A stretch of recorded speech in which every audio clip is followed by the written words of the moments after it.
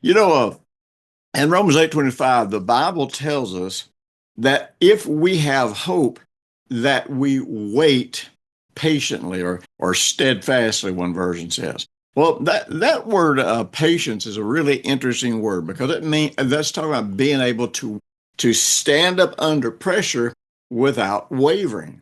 Now, see, the problem is usually once we get under the pressure where it looks like something's not going to happen, or whether we're getting close to the finish line, but we can't figure out how we're going to cross and how we're going to succeed, or we run out of energy, we run out of strength, then we start wavering. We think, oh no, man, I'm not going to make it. Even if we're trying to trust God, it's like, God, you're letting me down. You're letting me down. I am not going to make it. Well, that word hope you see the word hope all through the Bible, but when you look at the word hope in the New Testament, it's really interesting because in the Greek language, the word hope, the biblical concept of hope, is a confident expectation of good things. Well, you say, okay, well, I expect a lot of good things that don't happen. Well, number one, do you expect them because it's something that God said in His Word?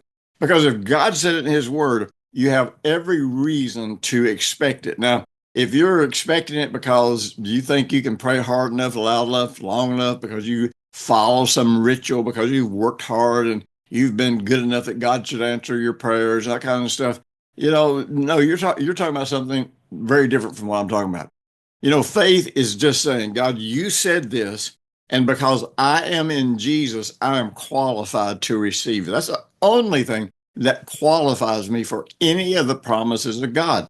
But according to 2 Corinthians 1:20, uh, all the promises that God's ever made to anyone is yes for us for one reason. We are in Jesus. And I quote these same scriptures all the time. Galatians 3:13 says that Christ has redeemed us from the curse of the law, having become a curse for us. So we need to be looking at what God has promised, and the one thing that qualifies us from the curses, or the one thing that qualifies us for the promises and the blessings, is the fact that we are in Jesus. And if that's not enough, there's absolutely never going to be enough.